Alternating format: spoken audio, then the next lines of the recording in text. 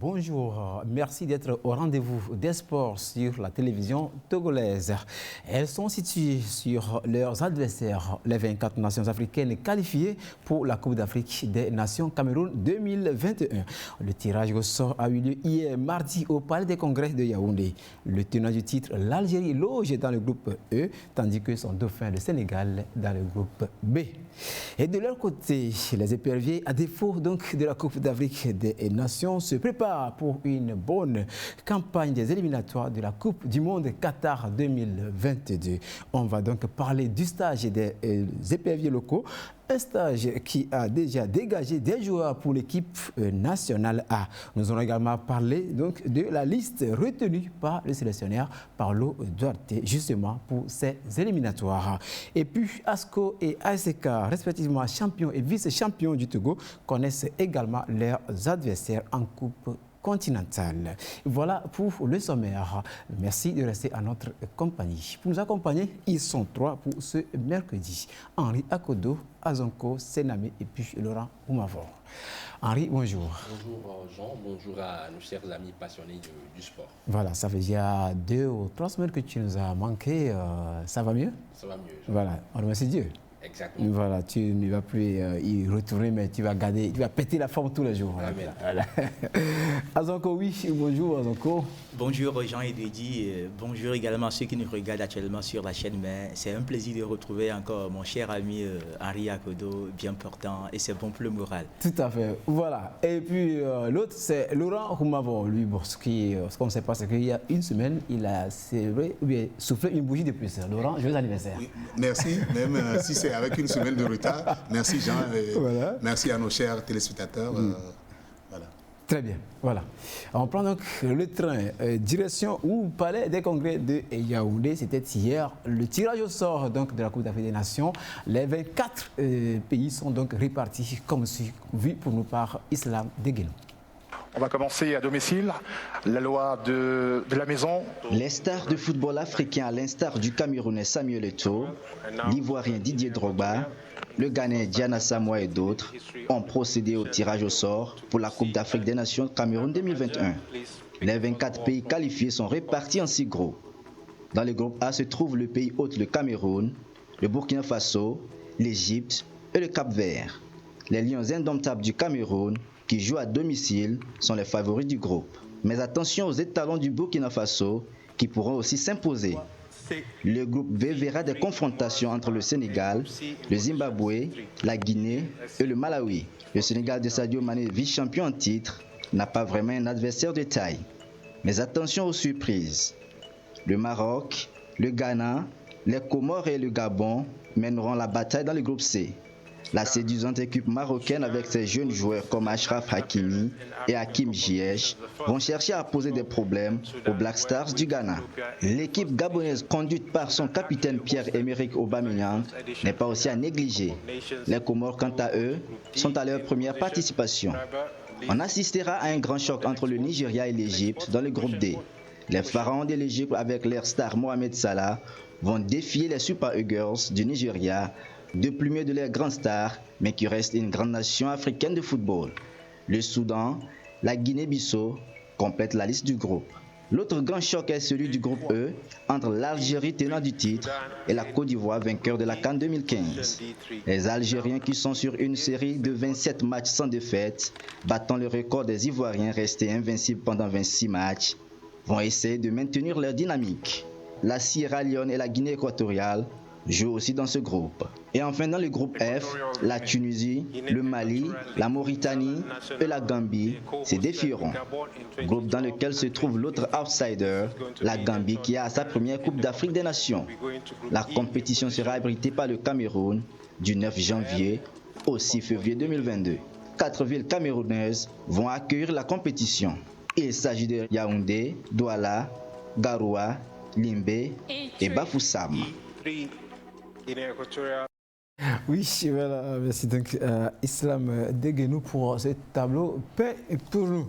Oui, on va aller donc voir ce qui va se passer dans le groupe A où loge bien sûr l'organisateur, le Cameroun, qui va jouer son match d'ouverture avec les talents du Burkina Faso. Oui, Azanko.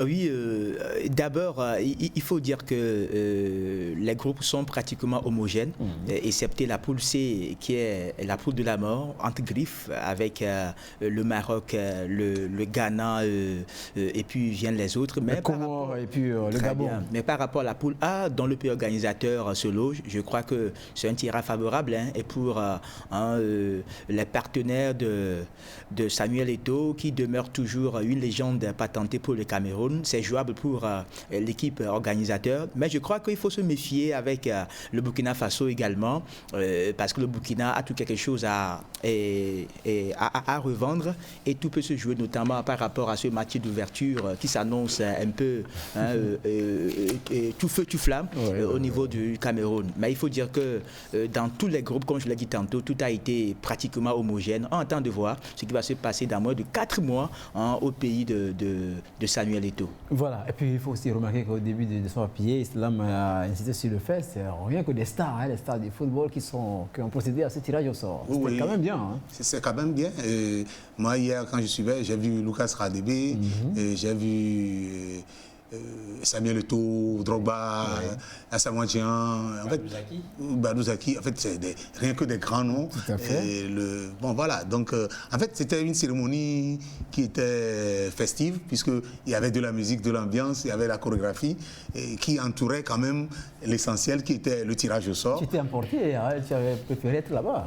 Oui, tout le monde aurait préféré, tout le monde, vu les noms qui étaient là, c'était quand même être en bonne compagnie. De rencontrer Didier Drogba en face. Non, pas encore, mais ça devait être l'occasion normalement. Ça devait être l'occasion de rencontrer en une seule soirée tous les grands stars du football africain. Voilà. Donc ça s'est bien passé, et comme on le disait, les groupes étaient vraiment, les groupes sont homogènes, mais il faut remarquer que le match vertu va être un peu difficile pour le Cameroun, parce que les Camerounais, les Camerounais ont l'habitude de démarrer un peu lentement leur compétition. Jouer contre le Burkina, si vous prenez les deux autres équipes, le Cap-Vert et puis l'Éthiopie, le Burkina a plus d'expérience que ces deux équipes.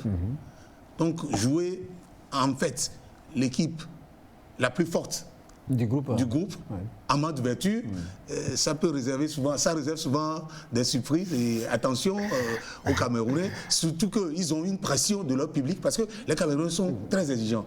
Ils veulent que leur équipe gagne. Généralement, à domicile, ça ne se passe pas souvent bien pour l'équipe du Cameroun. Oui, en tout cas, on a vu ça lors du CHAN. Oui, le public était là et ne voulait rien que la victoire. Oui, mais c'est ce groupe Cameroun, pays organisateur, quand même, tu ne vas pas trembler devant le Burkina Faso. Exactement. Face au Burkina Faso, j'allais dire. Exactement, Jean. Quand vous voyez un peu le statut, la stature de cette formation camerounaise sur le plan historique, c'est quand même la deuxième nation qui a le plus remporté de Coupe d'Afrique des Nations. Tout à fait, oui. 5 Coupes d'Afrique des Nations remportées en 1984, en 1988, en 2000, en 2002 et bien évidemment en 2017 au Gabon. Le Cameroun sera à sa 20e participation. Le Cameroun est la nation africaine la plus titrée, qui a le plus participé à une phase finale de Coupe du Monde, avec 7 participations, comparativement au Burkina Faso qui sera à sa 10e participation. En tout cas, sur le papier, le Cameroun part favori de cette poule A, mais ce ne sera pas évident, puisque Laurent le disait tantôt, à domicile, les Camerounais attendaient cette grande fête depuis 1972. Depuis des années, quasiment 50 ans, 5 décennies quasiment après. Le Cameroun aura l'occasion d'abriter cette compétition. Le Cameroun en 72 n'a pas eu la chance de remporter cette compétition à domicile. Cette fois-ci, la pression, elle est énorme. Et quand vous voyez un peu les investissements colossaux qui ont été faits pour pouvoir réaliser ces infrastructures, les autorités camerounaises, notamment le président Paul Biya et son ministre des Sports, le professeur Nassis Molé-Kombi, le président par intérim de la Fédération camerounaise de football, Seydou Mbombo-Njoya, tous ce parterre de dirigeants camerounais, et avec tout le public, vont souhaiter à ce que le Cameroun puisse remporter cette compétition. Et Antonio Conceição et ses hommes n'auront pas du pain béni en face, même s'ils ont de la qualité, avec des joueurs comme Karl Tokong Kambi et Kambi le Lyonnais, des joueurs comme Vincent Aboubacar et tous les autres, André Onana, le gardien de l'Ajax Amsterdam, il y a de la qualité, mais il va falloir être sérieux, appliqué, être déterminé sur la pelouse, pouvoir faire face à ces étalons du Burkina Faso avec leur sélectionneur Kamou Malo, qui est l'un des rares sélectionneurs nationaux. Qui vont coacher son propre... Exactement. Il y a quand même de la qualité dans cette équipe burkinabé. Je rappelle qu'en 2015, ces deux équipes en 2019, j'allais dire, ces deux équipes se sont rencontrées également en phase de poule. Donc ce serait un remake quasiment. Ce ne sera pas évident pour les Camerounais, mais au-delà du Burkina Faso, qui est un adversaire coréas, je pense que l'Éthiopie et le Cap-Vert sont tout à fait prenables pour cette formation des Lions indétables du Cameroun. Voilà, sans oublier qu'il y a des surprises lors de ces compétitions. Il y a souvent le Cap-Vert n'est pas une équipe facile. Exactement, n'est pas une équipe facile. On se souvient de l'édition 2013, leur première participation. Les insulaires ont tout fait pour pouvoir jouer les quarts de finale pour leur premier essai. Voilà. C'était face au Ghana. Ils ont été battus malheureusement, mais ils ont eu quand même cette chance-là de pouvoir se sortir de la phase de poule. Voilà. C'est-à-dire qu'aujourd'hui que les partenaires de Ryan Mendes et autres auront quand même aujourd'hui cette détermination-là d'écrire à nouveau une belle histoire du football africain. Donc ce n'est pas une sélection à négliger. Il y a également l'Éthiopie qui ne viendra pas en victime résignée. L'Éthiopie, c'est une nation qui est en pleine progression. D'ailleurs, les éliminatoires, au cours des éliminatoires, ils ont tout fait pour pouvoir démontrer de très belles choses. Je pense que cette nation de l'Afrique australe également viendra avec des ambitions. Comme quoi, toutes ces nations qualifiées doivent être prises au sérieux. Voilà. Parce que le parcours n'a pas été facile pour se qualifier. Sinon, tout le monde serait là-bas. Et pourtant, les États-Unis ne sont pas là-bas. Ça veut dire que les gens l'ont mérité pour être là-bas. Oui, exactement. Quand on parle de ça, vous faites un peu allusion au Togo. Oui, parce que pour une première fois, une CAN à 24 équipes, le Togo est out. Et pratiquement, presque la moitié des pays africains sont là-bas. C'est un peu dommage pour le football togolais. Mais voilà, on espère qu'avec la venue de Paulo Duarte, les choses vont démarrer sous des chapeaux de roue. Mais c'est pour vous dire qu'il y aura de l'ambiance au niveau du Cameroun et nous serons là pour regarder sur les petits écrans. Voilà, j'espère toujours avec toi. Le groupe B, ça tombe encore c'est toi. Je vais citer les pays qui sont dans ce groupe-là. Le Sénégal, le Zimbabwe, la Guinée et puis le Malawi.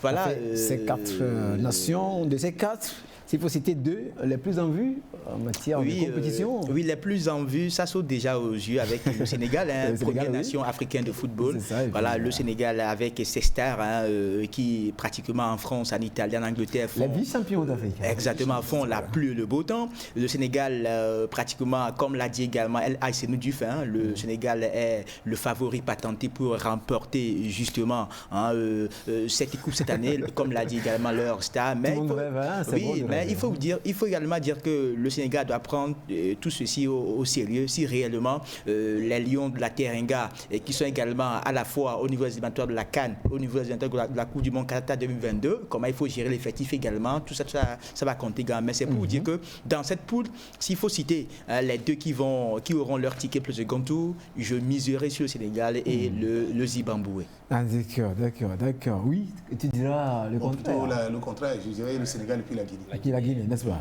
Bon, même avis. Il faut préciser que les deux premières équipes de chaque de ces 6 poules vont se qualifier pour les quarts de finale. Voilà. Les 4 meilleurs troisièmes, bien évidemment, de ces 6-là. Donc, c'est pas exclu qu'on puisse avoir également 3 équipes dans une poule qui vont se qualifier pour les 8e de finale. Mais non, dans cette poule B, je pense que la nation sénégalaise, elle est archi favorite dans cette poule, cette formation sénégalaise. Azonko parlait tantôt de cette belle escouade de joueurs très talentueux. On ne va jamais cesser de les citer. Sadio Mané de Liverpool, Idrissa Gana Gueye du Paris Saint-Germain, Halidou Koulibaly, vous avez des nouveaux venus, notamment Abdou Diallo et même Palis Mendy, le joueur de Leicester. Donc c'est quand même un effectif de qualité à la portée au niveau pour Aliou Cissé, mais au-delà de ces noms-là, il va falloir constituer une équipe solide qui doit pouvoir faire l'affaire sur le terrain. Parce que quand vous regardez un peu dans l'histoire, les Sénégalais seront à leur 16e participation, 2 finales de perdues en 2002. On se souvient de cette finale perdue face au Cameroun. En 2019, récemment face à l'Algérie. L'échec également était assez cuisant. Cette fois-ci, les Sénégalais, avec leur statut première nation classement FIFA, n'auront plus droit à l'erreur. Maintenant, est-ce que... Côté Afrique. Bien évidemment, sur le plan africain. Maintenant, est-ce que quand vous avez des sacrées individualités, est-ce que cela veut dire forcément que vous avez une équipe collective et combative? Voilà un peu le défi que doit pouvoir relever Aliou Cissé. À côté de ça, je pense que la Guinée viendra également avec beaucoup d'ambition, avec leur sélectionneur Didier Ciss, celui que vous connaissez très bien. Très bien, bien évidemment. L'ancien voisin. L'ancien sélectionneur des EPV du Togo, celui-là même qui a permis au Togo de se qualifier pour la première fois pour un quart de finale de Coupe d'Afrique des Nations. La Guinée, c'est une nation de football. Ils ont de la On peut l'appeler l'année, c'était en 2013. C'était en 2013, en Afrique du Sud. Donc je pense qu'avec les Amadou Diarra et les Naby Keita d'écho de Liverpool, la Guinée peut espérer se tirer d'affaire dans cette poule. Mais il ne faut pas négliger cette formation zimbabwéenne de Kama Biliat, le joueur de Mamelodi Sundowns. Il va falloir véritablement compter avec des Kaiser Chiefs, j'allais dire. Il va falloir compter également avec cette équipe. Très bien, oui, voilà, on a l'ambition. Maintenant, ça passera donc par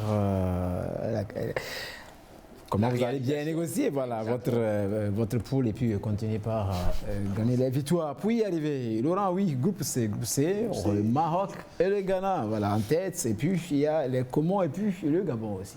Oui, le groupe qui est supposé être le groupe de la mort, parce que là-bas, ça va se jouer entre Marocains, Ghanéens et puis Gabonais, dans une moindre mesure les Comores.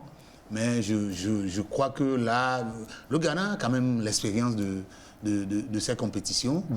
Bon, il y a les frères qui sont un peu vieillissants, mais il y a Thomas Partey qui est là. Bon, cette équipe, ils savent voyager, les Ghanéens, ils savent voyager, même dans une situation critique. Ils arrivent souvent à tirer leur épingle du jeu avec leur coach Siki Akono. Bon, le Maroc, on les connaît déjà. On a Ziyech, et puis on a le latéral de Hakim Ziyech.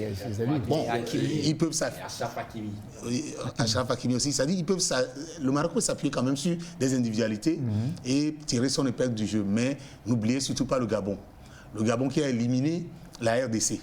Donc, quand même, ils sont optimistes. Et quand vous avez une équipe, vous avez un capitaine Aubameyang très motivé, entouré par Bouanga, ces Gabonais sont capables de créer la surprise dans cette poule. Mais n'oubliez pas, les Comores sont à leur première participation. Ils vont vouloir aussi créer la surprise, surtout qu'il y a possibilité de se qualifier en étant troisième. Donc ils vont aller avec un mental fort. C'est de ne pas participer pour l'expérience, mais aller juste... Oui, ils vont tout jouer, surtout qu'il y a possibilité d'être troisième.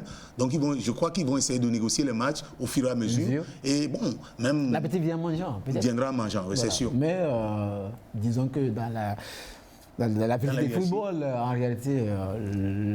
Les Comores, ils vont pour une expérience? Oui, ils vont pour l'expérience, mais je vous dis, s'ils ont l'occasion de se qualifier, ils vont marquer. Preuve, ils ont marqué à Lomé. Oui, à Lomé, ils sont venus contribuer lourdement à notre qualification. Voilà. Il va falloir compter également avec cette formation comorienne. N'est-ce pas? L'un s'en faut, même si c'est la première expérience de cette petite nation du football. Il ne va pas falloir les négliger avec leur sélectionneur Amir Abdou. Il y a quand même de la qualité dans cette équipe avec des jeunes joueurs comme les Youssef Selemani et Youssouf Ntangama. Maintenant, à côté de ça, comme Laurent le disait tantôt, le Ghana, moi, pour cette phase finale de Coupe d'Afrique des Nations, le Ghana doit tout faire pour pouvoir finir avec ces 4 décennies de disette, parce que la dernière fois que le Ghana a remporté la CAN, c'était en 82. En 2022, ça fera 40 ans.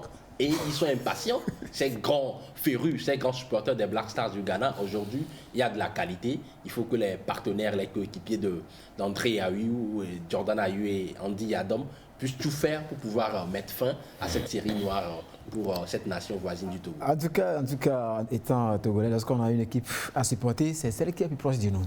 Nous avons nos cœurs pour nos amis de l'Ouest qui sont donc dans cette compétition, le Ghana bien sûr. Bonne chance à cette nation.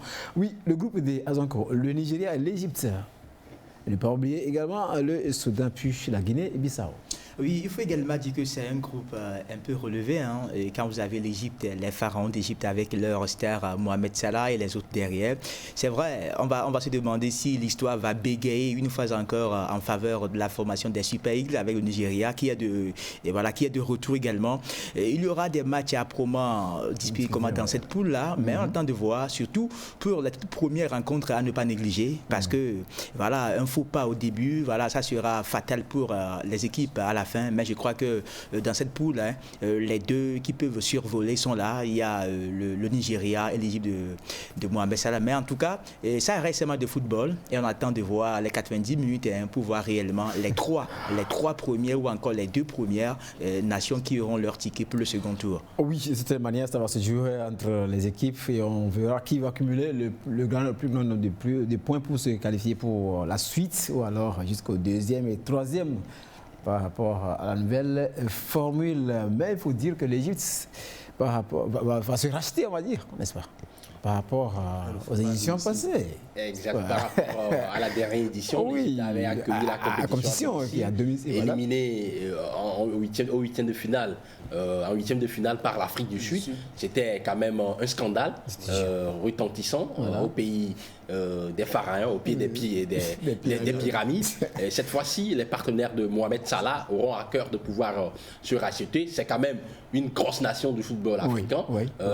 7 fois champion d'Afrique. Le record du titre d'ailleurs pour cette compétition. L'Égypte également a le record de participation. Ce sera la 25e participation pour cette grande nation du football africain. À part Mohamed Salah, il y a des joueurs comme Mohamed Trezeguet. Cette formation égyptienne ces dernières années ne produit pas un football flamboyant, mais c'est très pragmatique, c'est très appliqué avec ce football-là tourné vers l'avant avec une bonne assise défensive, de très bons défenseurs, El Ghazi et tous les autres. Donc je pense qu'il y a quand même de la qualité à côté de l'Égypte. Naturellement, comme le disait tantôt Azanko, le Nigeria fera tout pour obtenir son ticket avec son sélectionneur Gernot Rohr. Le Nigeria, triple champion d'Afrique. Cette sélection nigériane qui s'est arrêtée en demi-finale lors de la dernière édition face à l'Algérie, battue in extremis grâce à un coup franc de Riyad Mahrez, vous vous en souvenez certainement, avec des jeunes joueurs qui montent en puissance, les Kelechi Iheanacho, les Victor Osimhen de Naples. Je pense qu'il y a quand même de la qualité dans cette formation nigériane, beaucoup d'intensité sur le plan physique. C'est une équipe qui met de la pression énorme sur ses adversaires avec des ailiers qui vont très vite. Je parlais tantôt de Iheanacho et de Victor Osimhen, mais il ne faut pas oublier les Henri Onyekuru et les Samuel Kalou de Bordeaux. Cette équipe est véritablement à craindre, cette formation nigériane. Donc je pense que ce sont les deux. Mais il faut dire que par le passé, ça ne marchait pas. Donc ils ont cherché à remettre sur place une équipe compétitive. Exactement, Jean, vous le dites si bien, parce que ça n'a pas été évident. Il a fait un travail formidable, il faut le souligner. L'ancien sélectionneur du Gabon, qui a pris les rênes de cette équipe il y a cela quelques années, a mis en place une équipe bien structurée, bien vertébrée, avec beaucoup de jeunes joueurs qui ont intégré cette sélection. Vous avez un capitaine très jeune qui véritablement porte cette équipe sur le plan défensif. Vous avez dans l'enjeu des joueurs comme Wilfried Ndidi de Leicester qui, dans sa combativité, dans sa régularité, apporte énormément à cette équipe. Vous avez les Ahmed Moussa qui font partie des anciens aujourd'hui. Donc ça n'a pas été évident, mais Gernot Rohr a su quand même mettre en place une équipe solide, compétitive et qui peut rivaliser aujourd'hui avec toutes les grosses nations du football africain. Parce que ça a été amer par le passé, la non-qualification de cette nation à des phases finales de Coupe d'Afrique. Voilà, allons dans le groupe E. Laurent, oui, l'Algérie et les tenants du titre qui partagent ce groupe avec la Sierra Leone, la Guinée équatorienne et puis la Côte d'Ivoire, les éléphants. Oui, l'Algérie, ils établissent des records. C'est une équipe phénoménale. Vous savez, au départ de l'édition de 2019, on ne les attendait pas à ce niveau, mais ils ont réussi, avec Belmadi, a réussi quand même à changer la mentalité de leurs joueurs. Et ils ont continué sur cette lancée. Que ce soit sur le plan international, je me rappelle, ils ont joué contre le Paraguay il y a 1 an. C'est-à-dire qu'ils obtiennent des victoires hors du continent. Donc c'est une équipe qui se projette vers l'avant. C'est vrai, au niveau du classement, le Sénégal les supplante, mais l'Algérie demeure une machine à gagner. Depuis leur défaite à Cotonou, lors de la qualification en 2018, cette équipe n'a plus perdu.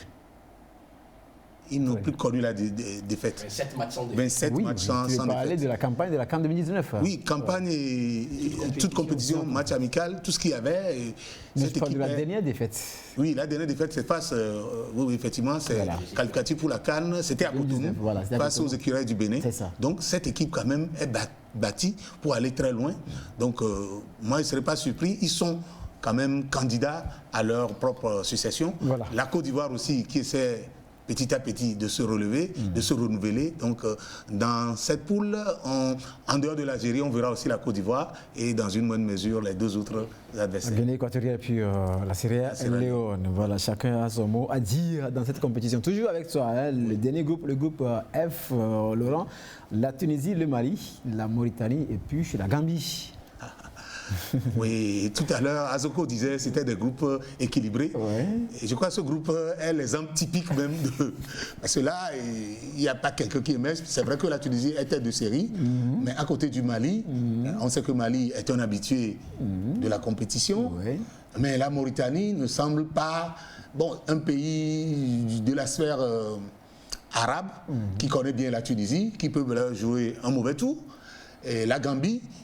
Vous savez, c'est l'équipe qui progresse énormément. Ils ont des joueurs très jeunes, très vifs, et ils peuvent créer la surprise. Donc ce groupe est assez homogène. Même si la Tunisie était de série, il va falloir se méfier de la Gambie, dont moi je ne dirais pas que c'est une petite équipe. Ils ont une très bonne équipe. D'ailleurs, au cours du dernier stage des éperviers, on se rappelle, ils nous avaient encore battu 1-0. Donc cette équipe, il faut faire très attention à cette équipe de la Gambie. Oui, voilà ce qu'on peut dire donc de ces poules retenues donc pour la prochaine la Coupe d'Afrique des Nations Cameroun 2022, on va dire, mais c'est 2021. Même ça va se jouer en 2022. Oui, on quitte donc Yaoundé et on revient chez nous ici à Lomé ou à Lieu. Et samedi, la présentation du nouvel entraîneur des éperviers du Togo, c'était au siège de la FTF. Reportage Islam Degen. Paulo Jorge Rebelo Duarte, portugais de 52 ans, est le nouveau sélectionneur des éperviers du Togo. Un poste qu'il va occuper jusqu'à la fin de la phase qualificative pour la prochaine Coupe d'Afrique des Nations 2023 en Côte d'Ivoire. À son tout premier face-à-face avec la presse sportive togolaise, le nouveau patron des éperviers du Togo promet de redonner un nouveau souffle au football togolais et de rendre l'équipe plus compétitive. La mission, c'est de faire tout le possible et l'impossible pour améliorer la qualité de jeu et la performance de l'équipe nationale Togo. Donner encore au Togo la place qu'il mérite. Et pour donner la place qu'il mérite, il faut refaire une équipe. Et pour renouveler, on doit renouveler avec résultat. Ce n'est pas seulement renouveler, mais pour avoir des résultats, tout besoin de temps. Je ne suis pas magicien. Pour arriver ici et prendre une chose qui à 4 ans ne marche pas, et maintenant, dans un mois, ça va marcher. Parce que pour moi, cette équipe a besoin de deux choses rapidement. Agressivité. C'est une équipe trop passive. Togo, c'est trop passif. Bonne qualité de joueur, parfois bon fil de jeu, mais c'est un joueur pas trop compétitif. On doit augmenter l'intensité de notre jeu, on doit augmenter l'agressivité sur la balle, l'agressivité mentale. Le Portugais sera accompagné dans sa mission par un staff de 12 membres. Prochain défi, arracher la victoire face au Sénégal le 1er septembre 2021 dans le cadre des qualifications pour la Coupe du Monde Qatar 2022. La cérémonie de présentation a pris fin par la remise symbolique du maillot des éperviers du Togo au nouveau sélectionneur. Voilà, il a donc décelé quelques mots liés donc à l'équipe nationale, le manque d'agressivité physique et mentale.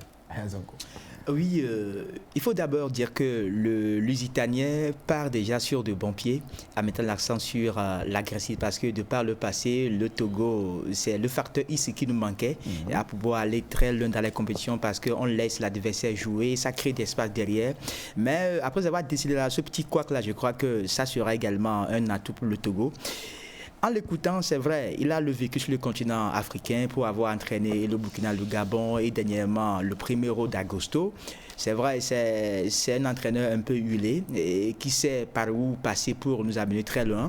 Il a même dit qu'il veut améliorer la qualité du jeu du Togo, qu'il veut également propulser le Togo au firmament du football africain. C'est vrai, ce ne sont que des paroles. On attend de voir comment l'effectivité par rapport à ce qu'il a dit. Et tout démarre par ce match attendu le 1er septembre prochain à Thiès, où tout le monde attend le Portugais. Mais je crois que c'est déjà un renouveau. Le nouvel est de retour de la tanière. Il faut qu'on fasse justement un bloc derrière pour l'accompagner, pour atteindre justement l'objectif fixé au primo.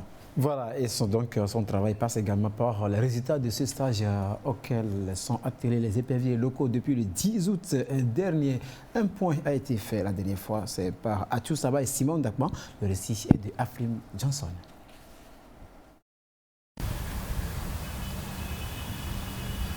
Deuxième semaine de regroupement pour les éperviers locaux. Plusieurs ateliers ont meublé la séance de ce lundi matin. Exercice d'étirement, conservation de balles, entre autres, suivi d'une partie où 3 équipes s'affrontent entre elles. Sous le regard bienveillant du sélectionneur par intérim, Jonas Kokou-Komlan, chaque joueur se bat pour convaincre. On a bien commencé les stages, ça a été très bien avec le coach. C'est pas facile de venir en première sélection. Le Sénégal de Sadio Mané ne vous fait pas peur? Ça ne fait pas peur.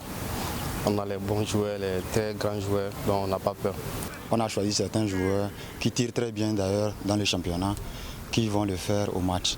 Donc, à part ça, les tactiques utilisées, c'est juste une nouvelle équipe et le coach est en train d'essayer tout le monde à plusieurs postes pour voir qu'est-ce qui va se passer, qu'est-ce qui va marcher. Après 7 jours d'intense activité, le staff technique se montre optimiste. Le stage, ça se passe bien, tout le monde est motivé, les joueurs se donnent à fond.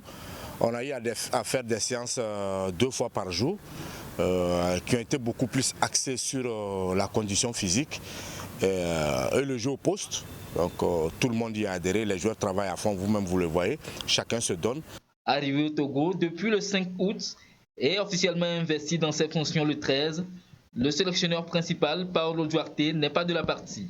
Pas de quoi s'inquiéter pour autant. Tout ce que je fais sur le terrain, il est au courant du programme, du contenu des séances d'entraînement. Il est au courant de tout, c'est lui l'entraîneur en chef. Sur ce plan, vraiment, tout se passe bien. Le 1er septembre prochain, le Togo affronte, lors de la première journée des éliminatoires de la Coupe du Monde 2022, le Sénégal. Un match international amical est prévu dans les prochains jours face à un adversaire qui reste à déterminer.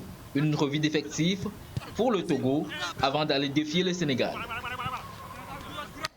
Oui, et toujours donc, dans le cadre de ce stage, les éperviers locaux se sont donc affrontés entre eux samedi au stade de Kégué. Une rencontre qui a eu lieu en remplacement du match amical qui devait les opposer à une sélection mixte composée de joueurs de la D1 et de la D2. Le match s'est soldé par un score de 3 buts partout. On retrouve Islam Deguenou. À défaut du match amical prévu face à une sélection des joueurs issus de la première et deuxième division, les éperviers locaux se sont contentés d'une rencontre qui les a vus scinder en 2 groupes, le groupe 1 en jaune et le groupe 2 en vert. Ainsi en a décidé le coach Jonas Kokou-Komlan, qui voulait mettre en pratique les enseignements donnés jusque-là. 6 jours de stage, Mani Ouganda de la SEK et Tchakei Marouf de Asco de Kara étaient respectivement capitaines des verts et des jaunes.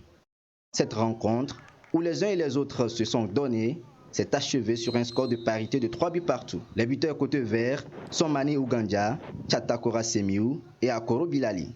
Pour les jaunes, l'honneur revient à Orobodi Arissou, Elom Niavedji et Agbocho Manim. Démarré le 10 août dernier, le stage des éperviers locaux prendra fin le 19 août avec un match amical face aux écureuils locaux du Bénin.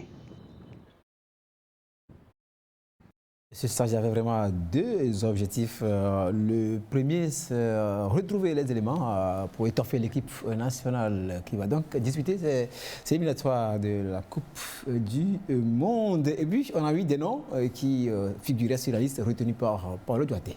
Exactement, ils sont 7 joueurs à pouvoir disputer le dernier championnat, à se retrouver sur la liste de Paulo Duarte. Nonobstant ces deux joueurs, notamment Tchaki Marouf, qui a rejoint récemment l'AS Vita Club en RDC, et Nan Richard, qui a rejoint le Fiat Conakry. Les 5 autres joueurs sur cette liste-là viennent du cru local, notamment Mani Ougadia, le joueur de l'ASK, sans oublier les Eurobody Arissou, nouveau transfuge d'Ascot Kara et les Ouro Nyeni Wassioulou, le gardien de l'SOTR. Donc je pense que c'est de très bon augure. Ce stage de quelques aussi à Koro. À Koro Bilal, exactement, le joueur de l'SOTR. C'est une très bonne chose. Ce stage a permis à ces joueurs de pouvoir véritablement se remettre en forme parce que le championnat a pris fin. Il y a de cela quelques jours, il y a de cela quelques semaines. Et donc, dans l'optique même de cette confrontation face au Sénégal, mais également face à la Gambie, pour les 2 premières journées des éliminatoires de la Coupe du Monde Qatar 2022, il était de bon ton. À Namibie, à la Namibie, j'allais dire, autant pour moi. Il était de très bon ton pour qu'on puisse véritablement mettre à jour les performances sur le plan physique, mais également sur le plan tactique, afin de pouvoir tirer l'essentiel de ces joueurs qui vont permettre au Togo peut-être d'écrire l'une des plus belles pages de son histoire après celle de 2006, parce que dans cette poule, même si ce sera véritablement compliqué, je pense qu'il y a de la qualité dans notre groupe, il y a de l'espoir. Quand le sélectionneur national parle d'agressivité, d'intensité, moi je suis tout simplement séduit parce que j'ai constaté que véritablement il a eu, même s'il était très loin, il a eu à pouvoir étudier les vidéos et puis il a décelé des carences, des manquements dans le jeu de notre sélection nationale. Il a parlé de ce manque d'agressivité et effectivement aujourd'hui dans le football de haut niveau, si vous voulez véritablement faire mal à votre adversaire, il faut tout faire pour mettre de l'intensité, harceler le porteur du ballon adverse, essayer de récupérer le ballon dans sa moitié de terrain pour pouvoir éviter de perdre de l'énergie sur cet aspect du jeu afin de pouvoir véritablement dans la construction être beaucoup plus tranchant, beaucoup plus mordant. Donc je pense que cet aspect du jeu sera très déterminant dans la bonne performance de notre sélection dans cette campagne des éliminatoires de la Coupe du Monde Qatar 2022. Voilà, et les choses doivent déjà commencer par se préciser parce que le premier, c'est ici, très, très proche. Oui, le premier, c'est déjà demain. Donc, cette équipe, c'était une bonne initiative de ne pas laisser les joueurs et puis les convoquer en A comme ça. Bon, ils ont essayé quand même de les regrouper, de trier avant d'avoir cette liste de 7 joueurs. Et puis bon, et comme l'a dit le coach adjoint, ils ont travaillé sur le physique parce que vous ne pouvez pas faire de l'intensité si vous n'avez pas la condition physique. Bon, ça, c'est un constat général. Hein. Quand vous suivez nos matchs souvent, en premier mi-temps, les joueurs se donnent, mais en deuxième mi-temps, ils sont quelque peu, des fois, émoussés. Donc, je crois que c'est une analyse pertinente du coach. Donc, vivement que ceux qui sont à l'extérieur aussi reviennent pour que l'ensemble puisse entamer cette campagne. Je crois qu'il y a la place. Réussir un coup à Thiès, c'est possible. Les Togolais peuvent nous ramener, ne serait-ce qu'un match nul du Sénégal. Oui, tu es d'avis, Azanko. Oui, le patriotisme oblige, il faut le dire, parce que... non, c'est le patriotisme qui t'oblige à le faire, bien c'est ça. Non, nous sommes en football, hein, et tout peut arriver, parce que Paulo Duarte vient d'arriver, on ne connaît pas réellement son système de jeu, c'est quand même naturel pour les éperviers du Togo. Et également, pour avoir déjà joué face à l'équipe sénégalaise, même si, hein, pendant autant, il y a eu beaucoup de modifications dans les choix tactiques de Aliou Cissé, c'est vrai, le Togo peut aller faire mouche à Thiès, c'est possible parce que Togo demeure une bête noire pour l'équipe sénégalaise. Nous avons les moyens, nous avons les joueurs qu'il faut. C'est vrai que quand on voit sur le papier les joueurs que les Lions de la Teranga possèdent, à savoir Sadio Mané, Kalidou Koulibaly, il y a également comment Keita Baldé et j'en passe. Voilà, ça fait peur, mais impossible n'est pas togolais. Il va falloir qu'on arrive à mettre les joueurs dans des bonnes conditions et que les joueurs reviennent à temps bientôt. La trêve notamment internationales, et les joueurs convoqués seront là. Il faut qu'ils mouillent réellement le maillot. Et n'oubliez pas que nous jouons 6 matchs en 3 mois, 2 en septembre, 2 en octobre et 2 en novembre. Donc, il faut voir également ces paramètres-là par rapport aux joueurs qu'il faut, aux matchs qu'il faut, et savoir comment manager derrière pour avoir une équipe compétitive, pour défendre les couleurs. Moi, j'y crois en tant que Togolais que Togo ira faire quelque chose à Thiès. Et ici, le 5, on va damer les pions aux Namibiens et avoir 4 points pour se repositionner pour la suite de ces éliminatoires. Voilà, comme quoi tu es confiant, ça peut arriver. Exact. Bon. Voilà. Qui veut aller loin, maintenant ça monte, comme ça déjà commencé un peu. Toutefois, l'espoir est permis et que le Togo soit encore à une nouvelle phase finale de la Coupe du Monde.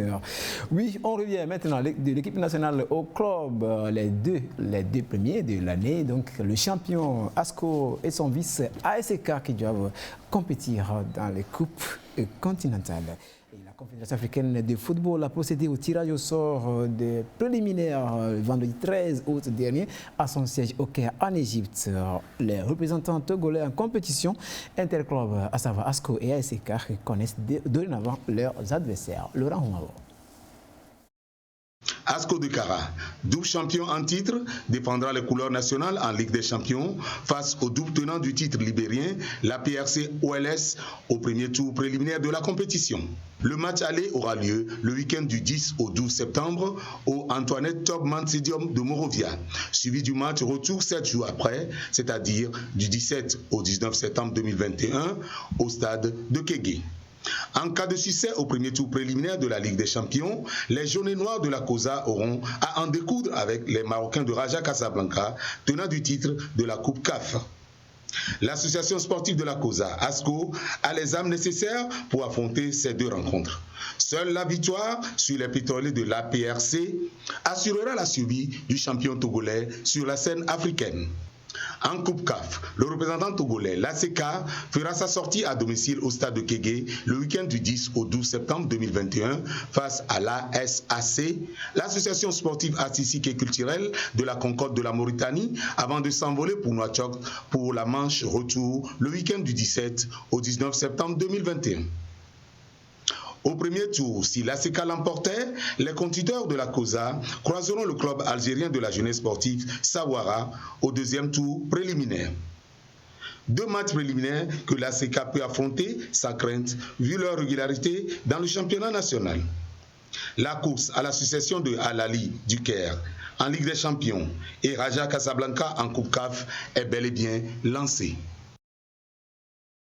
Voilà, c'est donc lancé, mais ça passe d'abord par ces préliminaires pour ces clubs togolais. La plupart s'arrêtent à ce niveau seulement, mais on le souhaite que cette année ça va aller mieux que ça. Oui, Henri, voilà, ASCO doit passer le cap de ces Libériens de la LPRC avant de continuer la course. Exactement, les condonnats de la COSA sont dans une très belle dynamique, ils sont dans une spirale positive. Ils viennent d'enchaîner la passe à deux sacres nationales en 2 saisons. C'est quand même intéressant. Donc je pense aujourd'hui qu'il va falloir véritablement continuer dans cette même dynamique. Sur le plan de la gestion managériale, on constate qu'il y a véritablement une certaine amélioration avec l'arrivée du nouveau président, l'honorable Menya Singbe. Aujourd'hui, quand vous voyez un peu sur le marché des transferts, ASCO de Kara a fait de très belles opérations avec les arrivées des joueurs du cru local, notamment Atabamani, l'ancien joueur de Bolochou, des lacs Uroboria Richou, l'ancien joueur de Sébastien de Sokodé, même si aujourd'hui ils perdent l'un de leurs joyeux rutilants, notamment Tchakei Marouf qui va rejoindre l'AS Vita Club. Il y a quand même de la qualité dans cette équipe. Il va falloir être sérieux, appliquer, faire une très bonne préparation et passer le cap de cette formation libérienne du LRPC, qui n'est pas une petite équipe, 5 fois champion du Libéria, 7 fois vainqueur de la Coupe du Libéria. Je pense qu'il y a quand même les moyens au niveau d'ASCO de Kara pour passer ce cap. Et maintenant, le plus grand challenge sera peut-être face au Raja de Casablanca, le vainqueur en titre de la Coupe de la CAF. J'ai eu la chance de pouvoir voir cette finale entre le Raja de Casablanca et son adversaire, la jeunesse sportive Kabylie à Cotonou. C'est quand même une équipe très solide, très structuré, mais je pense que les condamnés de la COSA, si ils passent l'étape libérienne, pourront quand même créer la sensation face à cette formation. Voilà, titiller un peu, ils peuvent la titiller, voilà, tout à fait. Oui, et ça, donc, c'est le week-end du 10 au 12 à Zanko. Oui, effectivement, les condamnés de la COSA, comme l'a dit également Henri Akodo, c'est vrai, ils ont les moyens, ils ont les joueurs pour faire ce challenge. Mais attention, nous parlons des pétroliers au niveau du Libéria, même si Maranatha, il y a de cela quelques années, avait battu un club libérien, c'est également un atout. Le Togo peut surfer sur la psychologie là pour pouvoir taper fort cette formation libérienne. Maintenant, au niveau d'ASK, si vous le permettez, l'ASK Eric commande à SAC. C'est vrai, le club n'a pas beaucoup de vécu sur le continent africain, c'est un atout. ASK, de par le passé, avait fleuré, même si il s'était arrêté aux portes. Cette année, même s'ils ont perdu également leur valeur sûre, le goléador Agoro Ismaël au niveau de l'Éthiopie, cette formation également a quelque chose à revendre sur le continent. En tout cas, moi, je crois que nous devons faire toujours un bloc derrière, plus accompagné, pour ne serait-ce que écrire une fois encore les pages du football local sur le continent africain. Très belle page d'ailleurs. Oui, donc on va rappeler les dates de ces matchs. En aller, Asco doit aller donc au Libéria pour défier ce club-là, LPRC, c'est pétrolier, on va dire. Ce serait donc au stade d'Antoinette Touman de Montrivière. C'est dans le week-end du 10 au 12. Et le retour, 7 jours après, à Lomé au stade de Kégué, le week-end du 17 et du 19. Les mêmes dates sont retenues également pour l'ASK qui d'abord reçoit à domicile la ZAC de Mauritanie ce week-end du 10 au 12 là, et puis ira en Mauritanie pour la phase retour, bien sûr pour le match retour, 7 jours après, le week-end donc du 17 au 19 septembre. Bonne chance donc aux clubs africains, Laurent. Oui, bonne chance à nos représentants qui ont les moyens. Et je tiens à rappeler que ASCO prend très au sérieux cette campagne, puisqu'ils sont en regroupement, ils s'entraînent même actuellement. Donc ils essaient quand même de mettre les plats. Ils ont eu des renforts sur le plan national. L'équipe est mise au vert. Bon, en fait, ils travaillent quand même. Je crois que face au Libéria, ils ont quand même une chance de passer ce tour. Bon, certes, contre le Raja Casablanca, ça va être difficile, mais c'est possible, puisque Raja, d'ailleurs, l'année passée, avait raté. À ce stade, c'est qu'il est d'être reversé en Coupe CAF. Donc, ce que les autres ont fait, est-ce qu'aussi peut réussir ce coup? Voilà, mais est-ce que le départ de ces joueurs dont on a parlé va handicaper à peu près Oui, Djaké, c'est quand on prend, par exemple, Asco. Oui, c'est le capitaine, c'est lui qui, en fait... Il marque toujours sur les coups francs. Oui, sur les coups francs. Quand c'est critique, on l'a vu même lors de la finale. La finale, voilà. Oui, il a été décisif. Donc, oui, il a été décisif. Oui, j'ai eu un peu peur parce que c'est vrai, on peut avoir de bons joueurs, mais avoir un bon buteur, ça ne se ramasse pas tous les jours. Et certainement que Asco, dans ses renforts, certainement aurait prévu des plans le remplacement de ce joueur. Voilà, ce qu'on appelle plan B pour pouvoir remplacer ce joueur. Il a inscrit 9 buts la saison dernière. C'est clairement un déficit pour Asco de ne pas avoir ce talent avec lui dans son équipe. Asco sera sevré, délaissé de Djaké Marouf. Mais je pense que le coach Amétor Kouromessan peut peser sur d'autres relents pour pouvoir véritablement permettre à cette équipe de retrouver un niveau intéressant avec un jeu beaucoup plus collectif, avec des joueurs qui vont... Il en va de même pour Nan Richard qui a laissé son club. Et puis Ismaël Agoro, c'est deux qui sont à l'attaque et qui font tout. Exactement. Tout ça serait compliqué pour l'ASK, mais je pense qu'il y a quand même de la qualité pour pouvoir venir. Et non seulement ça aussi, l'équipe s'est renforcée avec la signature de Kloukbo, ce buteur patenté. Il y a également Bochou Manim, ça veut dire qu'à ce coup, certes, l'âme de l'équipe est partie, on parle de Djaké Marouf, mais voilà, on va toujours rester dans le positif, voilà, pour voir ce que... Oui, c'est vrai, comme tu le dis. Notre souhait, c'est de voir ces clubs avancer, puisque on ne peut que compter celui qu'on connaît. On les connaît, on parle toujours d'eux. Voilà. Oui, c'est ça tout pour cet après-midi. Merci à vous d'avoir répondu à notre invitation. Voilà, bon après-midi à vous d'abord, puis à vous qui nous avez suivis aussi. Merci beaucoup pour votre fidélité à cette émission des sports tous les mercredis. On se rend encore la prochaine fois pour parler sport Togo et puis à l'international. Passez un très bel après-midi. Gardez le sourire, il est thérapeutique. Au revoir.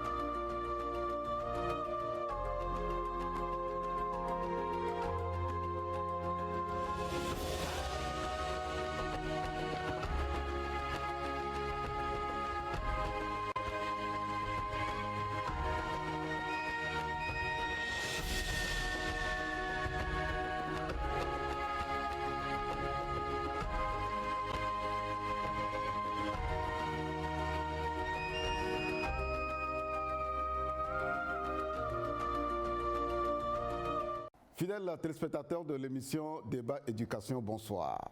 Dans l'émission précédente avec notre invité, le professeur Thiariè, professeur titulaire de mathématiques dans les universités du Togo, enseignant à l'école normale supérieure d'Atapamé et président de la Société Sciences et Mathématiques et fondateur de l'Institut des Sciences et Mathématiques du Togo, il était clairement établi par notre invité qui connaît très bien le domaine que la pénurie des professeurs de mathématiques se pose avec acuité, surtout dans les lycées. Puisque au collège, il y a l'État qui a mis en place l'école normale supérieure qui sort chaque année une cohorte pour combler le vide. Pour pourvoir les écoles, les collèges publics de professeurs de mathématiques qui maîtrisent très bien la pédagogie et l'académie. Alors, vu que le problème se pose vraiment avec acuité, le professeur, dans le débat, nous a parlé de son initiative de mettre en place une structure pour renforcer les capacités des étudiants qui n'ont pas la moyenne en mathématiques et en sciences physiques au bac 2 et qui veulent bien embrasser des filières où ces deux matières sont des matières fondamentales si vraiment ils veulent se donner la chance de s'inscrire dans ces filières dans les universités. Et les professeurs qui sont au collège et qui veulent bien transiter pour aller enseigner au lycée ont besoin de renforcer leurs capacités, vu qu'il n'existe pas encore au Togo une école de formation des professeurs de mathématiques pour le lycée. Alors, c'est tout cela que notre invité nous a expliqué au cours de l'émission précédente et nous vous avons promis que nous irons dans la structure mise en place, n'est-ce pas, par le professeur Thiariè pour interviewer les étudiants qui passent par là pour voir quelle est la valeur ajoutée de cette initiative pour le système éducatif, pour les étudiants qui veulent bien s'inscrire dans les filières, pour les professeurs qui passent par là avant de pouvoir enseigner dans les lycées. Et donc, vous comprenez que nos invités au cours de cette émission sont les étudiants, les professeurs des mathématiques. C'est dans un instant.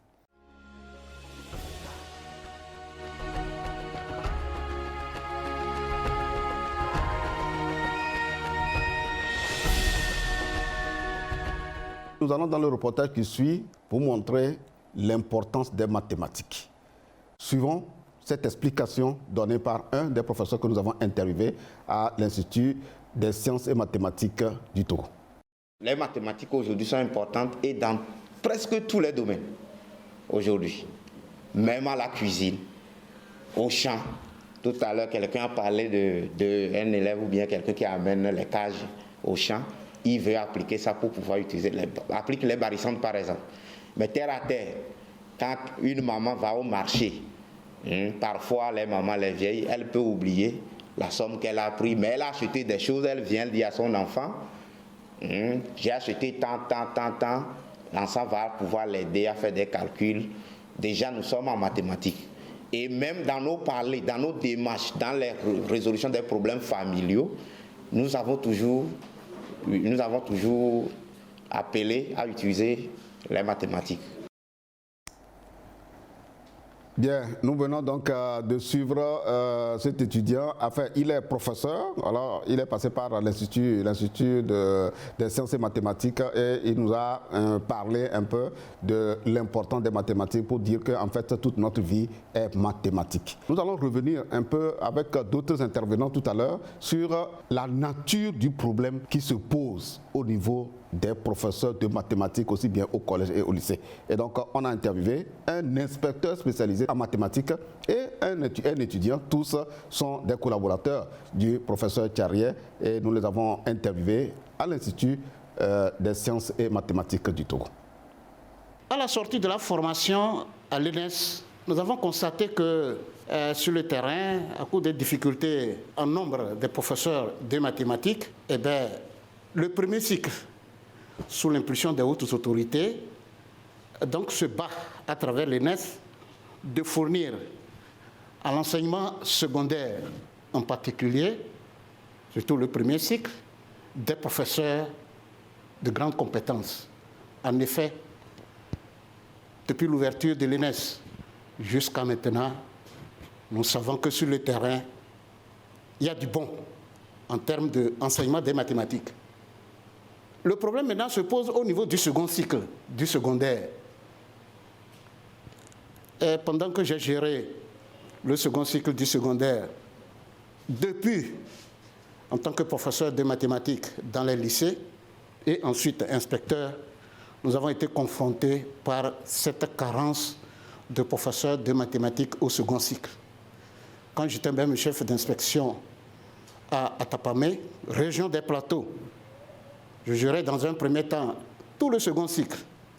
J'avais entre 2002 et 2010 à peine 6 professeurs licenciés dans tous les plateaux. Et je crois que le professeur Charrière a été au courant de ce qui se passe en termes d'enseignement des mathématiques au second cycle. Lui s'est appuyé, et en bonne cause, sur les résultats au bac. Que ce soit, je ne prends que la série D et la série C, il a constaté que c'était la catastrophe en termes de résultats. Si au niveau du BPC, on n'a pas apparemment de problème, eh bien, au niveau du bac 2, qui est suivi par tout le monde, on constate donc qu'on a des difficultés. Il s'est dit, il faut accompagner l'État en créant quelque chose qui peut répondre tant soit peu à cette carence remarquée. Si le gouvernement peut financer la formation des enseignants du secondaire, ça pourrait permettre de résoudre les problèmes si on peut avoir des formations modulaires, c'est-à-dire des enseignants qui sont sur le terrain, qui ont des difficultés et qui voudraient un renforcement en compétences, en qualité de transmission. Ce serait une très bonne chose pour notre pays. Si vous avez bien écouté le deuxième intervenant dans ce reportage, il a insisté sur la qualité de l'enseignant, donc le référentiel de l'enseignant qui dispense le cours de mathématiques. Et le professeur Charrière, dans l'émission précédente, l'a si bien dit, quand vous prenez un professeur de mathématiques qui est sorti des 2 universités du Togo, qui ne maîtrise que l'académie, et celui ou ceux qui sont sortis de l'ENS d'Atapamé, qui maîtrisent l'académie et la pédagogie dans la manière de transmettre donc le savoir en matière de mathématiques, il y a une incidence sur l'apprenant. Et donc, dans le reportage qui va suivre tout à l'heure, on va voir si le problème se pose ainsi, comment les enseignants doivent se prendre pour intéresser les élèves à la mathématique et eux-mêmes se rendre intéressants pour que, eh bien, un grand nombre d'élèves puissent aimer et s'inscrire dans les filières sciences et mathématiques. Suivons donc ce reportage. Intéresser l'apprenant à ce qu'on veut lui enseigner en lui donnant des exemples précis, des domaines dans lesquels il pourra réinvestir les connaissances qu'on veut lui enseigner. Et ceci à travers des situations problèmes, des situations problèmes de la vie active. Là, l'enfant a déjà le goût, il sait que dans une telle situation, la méthode ou bien la notion qu'on veut m'enseigner va m'aider à résoudre tel problème. Ça, c'est la première motivation. Et ça va accroître le degré de concentration chez l'apprenant. Maintenant, deuxième chose, il faut démystifier. Démystifier les connaissances en les rendant plus accessibles à l'apprenant. C'est-à-dire modéliser le savoir en allant des exemples les plus simples aux plus complexes. Là, l'apprentissage est graduel et là, cela ne va pas choquer, cela ne va pas mettre un terme à la motivation de l'enfant quand il sait, il va pas à pas, il est motivé à y aller. La troisième chose, le défi de l'évaluation. Comment évaluer pour ne pas frustrer ou bien pour que les efforts des apprenants, les apprenants ne puissent pas se mettre, être dans une situation où ils pensent avoir tout fait et finalement c'est comme si leurs efforts n'ont servi à rien. Ça, c'est une source de démotivation. Et donc ici, nous avons appris la manière d'évaluer pour qu'un apprenant qui a normalement suivi son cours et qui a repris ses leçons à la maison puisse avoir une autre mémoire qui puisse le motiver à faire davantage. Nous remercions donc ce professeur qui nous a rappelé véritablement les défis à relever. Nous avons poussé aussi la curiosité de voir comment les professeurs que nous avons interviewés, comment ils sont arrivés à se rendre compte qu'ils sont bons en mathématiques. Donc, un d'entre eux a voulu nous livrer un peu son secret. Depuis le cours primaire, nous faisons les mathématiques. Avec l'APC même, le mot mathématique intervient au primaire déjà, avant d'aller au collège, au lycée et à l'université. Alors, comment j'ai pu me sentir un peu à l'aise en mathématiques? D'abord, lorsque nous parlons du primaire, lors de nos études primaires, on nous donne des exercices en classe, les exercices d'application. Après les exercices à travailler à la maison. Arrivé, le professeur fait le compte rendu. C'est-à-dire nous, on essaie de travailler avec le professeur. Alors, lorsqu'on arrive à trouver la bonne réponse, déjà nous sommes motivés. Donc déjà, au cours primaire, cette motivation de faire les mathématiques venait à nous lorsque nous arrivons à bien résoudre les exercices à la maison. Maintenant, au niveau du travail en petits groupes, lorsqu'on arrive à faire comprendre à un ami une notion que la personne ne maîtrise pas, nous sommes déjà fiers. Et ainsi, nous arrivons à voir que nous sommes capables de faire quelque chose en mathématiques. Maintenant, lors des évaluations, quand on fait des comptes rendus, on donne les performances des élèves. Alors, les notes obtenues après une évaluation nous donnent un peu la joie. Donc, c'est pourquoi, déjà au cours primaire, on multiplie les évaluations pour permettre à un élève de voir comment il évolue dans une discipline. Et en mathématiques, lorsque tu arrives à avoir de bonnes notes, tu te sens déjà en joie. Maintenant, lorsque nous évoluons, il y a des compétitions. Après une compétition maintenant, on voit des élèves qui s'illustrent. Nous l'avons dit depuis le début et en rappelant un peu ce que le professeur Thiarière nous avait dit aussi dans le premier numéro, que pour l'instant, il n'y a que l'école normale supérieure d'Atapamé qui pourvoit pour les collèges seuls les professeurs de mathématiques.